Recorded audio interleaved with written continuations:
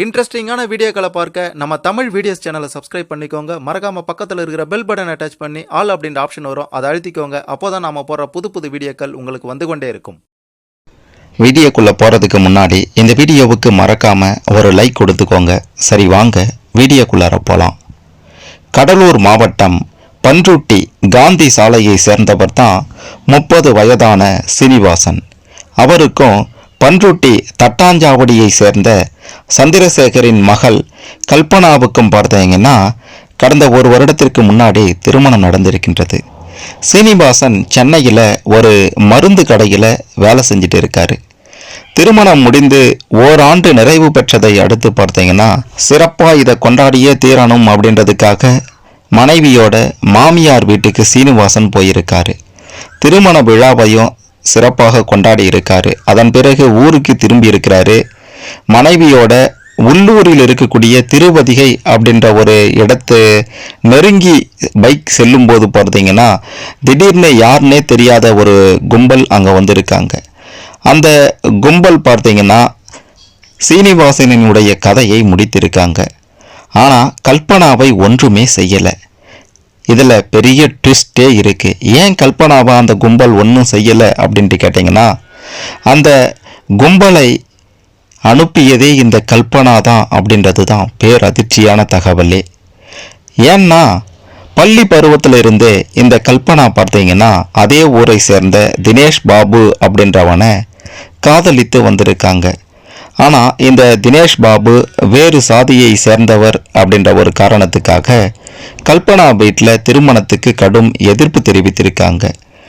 வீட்டாருடன் எவ்வளவோ போராடியும் கல்பனாவின் காதலை ஏற்றுக்கொள்ளவே இல்லை. இதற்கிடையே காதலிக்காக காத்திருக்க முடியாத அந்த தினேஷ் பாபு என்ன பண்ணியிருக்கான்னா, அவங்க வீட்டில் ஒரு பெண் பார்த்துருக்காங்க. அந்த பெண்ணையே திருமணம் செய்து கொண்டு இருக்கான். என்னதான் தினேஷ் பாபு திருமணம் செய்து கொண்டாலும் திருமணத்திற்கு பிறகுமே பார்த்தீங்கன்னா தினேஷ் பாபு கல்பனா இடையேயான இந்த காதல் விவகாரம் தொடர்ந்து வந்து கொண்டே இருந்திருக்கின்றது.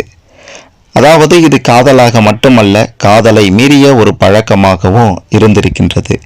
தனிமையில் சந்திக்கவும் செய்து கொண்டிருக்காங்க. இதை தெரிந்து கொண்ட கல்பனாவினுடைய பெற்றோர் என்ன பண்ணியிருக்காங்கன்னா, உடனடியாக உறவுக்கார பையனான சீனிவாசனை கல்பனாவுக்கு திருமணம் செய்து வைக்கிறாங்க. அந்த திருமணம் நடந்து ஓராண்டு தான் ஆகின்றது. சீனிவாசனை திருமணம் செய்து கொண்ட பிறகும் இந்த கல்பனா தினேஷினுடைய பழக்கம் நிற்கிறதா இல்லை. காதலிக்கும் போது தான் ஒன்று சேர முடியல, கள்ளக்காதலிலாவது ஒன்று சேரலாம் அப்படின்ட்டு தினேஷும் கல்பனாவும் ஒரு முடிவுக்கு வந்திருக்காங்க. நாம் எங்கேயாவது சென்று விடலாம், சென்று சந்தோஷமான ஒரு வாழ்க்கையை வாழலாம் அப்படின்ட்டு. இதனை தெரிந்து கொண்ட கல்பனாவுடைய கணவன் சீனிவாசன் என்ன பண்ணியிருக்காருனா, முதல்ல கல்பனாவை கூட்டு கண்டித்திருக்கிறாரு. அதன் பிறகு பார்த்தீங்கன்னா, என்னுடைய கணவர் இப்படி பண்ணுறாரு தினேஷ், என்ன பண்ணலாம் அப்படின்ட்டு இந்த கல்பனா தினேஷ் கிட்ட கேட்டிருக்கா. அதன்படி 2 பேரும் ஒரு திட்டம் போடுறாங்க. சரி, ரைட்டு, நம்மளுடைய விவகாரம் ஏற்கனவே வீட்டுக்கு தெரிஞ்சிடுச்சு, இப்போது உன்னுடைய கணவருக்கும் தெரிஞ்சு போச்சு, இப்படியே விட்டால் வேலைக்காகாது, அந்த சீனிவாசனின் கதையை முடிக்கணும் அப்படின்ட்டு 2 பேரும் ஒரு திட்டம் போடுறாங்க. அதன்படி தான் பார்த்தீங்கன்னா பைக்கில் சென்று கொண்டிருந்த சீனிவாசனுக்கு இப்படி ஒரு நிலை ஏற்பட்டிருக்கின்றது.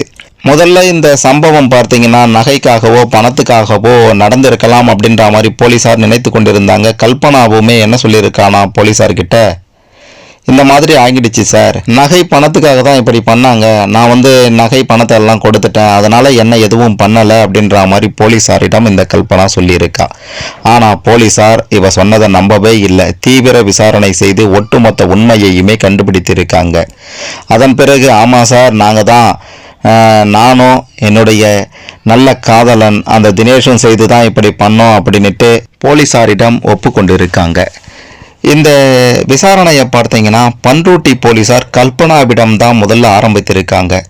அந்த கல்பனா என்ன சொன்னாங்கன்னா, காரில் ஒரு 3 பேர் வந்தாங்க சார், அதன் பிறகு அந்த நகைகள் பணத்தை எல்லாம் எடுத்து சென்றாங்க அப்படின்ற மாதிரி சொல்லியிருக்கா. அப்போ தான் போலீஸாருக்கு பெரும் சந்தேகமே ஏற்பட்டது. அதன் பிறகு இந்த விவகாரத்தை எல்லாம் போலீஸார் எப்படி கண்டுபிடித்தாங்கன்னா, அந்த கல்பனாவுடைய மொபைல் ஃபோன் அழைப்புகளை வைத்து விசாரணை செய்ததில் தான் கல்பனா தன்னுடைய நல்ல காதலன் தினேஷுடன் சேர்ந்து தான் இப்படி பண்ணான் அப்படின்றது தெரிய வந்தது.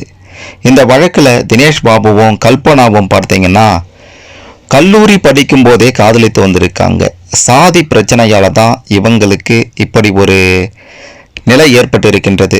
அதாவது கல்பனாவுக்கும் தினேஷுக்கும் திருமணம் ஆகாமல் போனதுக்கு காரணம் சாதி தான்.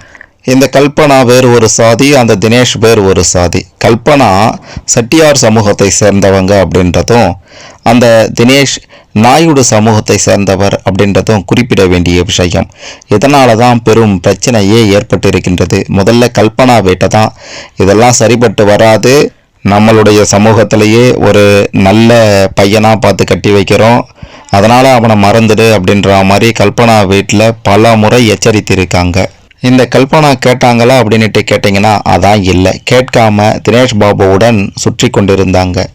இன்னொரு முக்கியமான விஷயம் என்ன அப்படின்ட்டு பார்த்தீங்கன்னா, கல்பனாவுக்கு திருமணம் ஆன பிறகு கல்பனாவின் கணவர் சீனிவாசன் வெளியூர் செல்லக்கூடிய அந்த நேரங்களில் தினேஷ் பாபு சென்னைக்கு போயிருக்கிறாரு. தினேஷ் பாபு சென்னைக்கு சென்று, அதாவது கல்பனாவினுடைய அழைப்பின் பேரில் தினேஷ் பாபு சென்னைக்கு செல்வது, அங்கே வெளியிடங்களுக்கு சென்று சுற்றுவது, தனிமையில் இருப்பது, இப்படியாக இவங்களுடைய பழக்கமானது தொடர்ந்து வந்து கொண்டே இருந்திருக்கின்றது. சரி, திருமண நாளை கொண்டாடுவதற்காக சென்னையில் இருந்து கல்பனாவும் சீனிவாசனும் கடலூர் மாமியார் வீட்டுக்கு வந்தாங்க அல்லவா? அன்று என்ன நடந்தது அப்படின்ட்டு கேட்டிங்கன்னா, கடலூரில் வெள்ளி கடற்கரை என்ற பகுதிக்கு சென்றுவிட்டு அதன் பிறகு திரைப்படம் ஒன்றை பார்த்துவிட்டு பன்ருட்டிக்கு இருசக்கர வாகனத்தில் புறப்பட்டு இருக்காங்க. தினேஷ் பாபு மற்றும் அவருடைய நண்பர் முரளி 2 பேரும் திருவதிகை ராசாபாளையம் அப்படின்ற இடத்துல தான் பார்த்தீங்கன்னா நின்று கொண்டிருந்தானுங்க. அதாவது நீங்கள் அங்கேயே இருங்க, நானும் என்னுடைய கணவர் சீனிவாசனும் பைக்கில் இந்த வழியாகத்தான் வந்து கொண்டு இருக்கோம் அப்படின்ட்டு இந்த கல்பனா தான் தினேஷ் பாபுவுக்கு அடிக்கடி ஃபோன் செய்து சொல்லி கொண்டே இருந்திருக்கின்றார். வாகனத்தில் வரும்போதே ஃபோன் பேசி கொண்டு வந்ததால் யாரிடம் பேசுகிற அப்படின்ற மாதிரி சீனிவாசனுக்கும் சந்தேகம் வந்திருக்கின்றது. இல்லை, நான் வீட்டிற்கு அம்மா கிட்ட தான் பேசுகிறேன், நாங்கள் வந்துட்டு இருக்கோம், வீட்டில் சாப்பாடெலாம் செஞ்சு வையுமா அப்படின்ட்டு நான் அவங்க கிட்ட தான் சொல்லிட்டு இருக்கேன் அப்படின்ற மாதிரி ஏதோ சொல்லி மழுப்பி இருக்கா. அதன் பிறகு அந்த இடத்துக்கு போயிருக்காங்க. அப்போது தினேஷ் பாபுவின் நண்பன் முரளி 2 பேர் நின்று கொண்டிருந்தாங்க. அங்கே தான் பார்த்தீங்கன்னா சீனிவாசனினுடைய கதையும் முடிக்கப்பட்டு இருக்கின்றது. இந்த விவகாரத்தில் போலீசார் பார்த்தீங்கன்னா 26 வயதான இந்த கல்பனா மீதும் 27 வயதான தினேஷ் பாபு, அவனுடைய நண்பன் 27 வயதான முரளி, இந்த 3 பேரையும் கைது செய்தாங்க.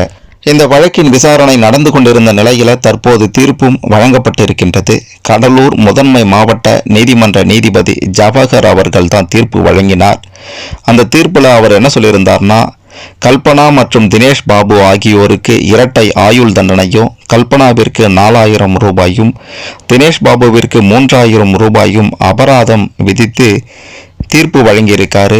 இதனை அடுத்து கல்பனா வேலூர் சிறையிலையும் தினேஷ் பாபு கடலூர் மத்திய சிறையிலையும் அடைக்கப்பட்டிருக்காங்க. முரளிக்கும் ஆயுள் தண்டனை விதிக்கப்பட்டிருக்கின்றது. இப்படி ஒரு மோசமான சம்பவத்தை செய்த கேடுகட்ட இந்த கல்பனாவுக்கு இந்த தண்டனை சரியான தண்டனை தானா? நீங்க என்ன நினைக்கிறீங்க? உங்களுடைய கருத்துக்களை மறக்காம கமெண்ட்ல சொல்லுங்க.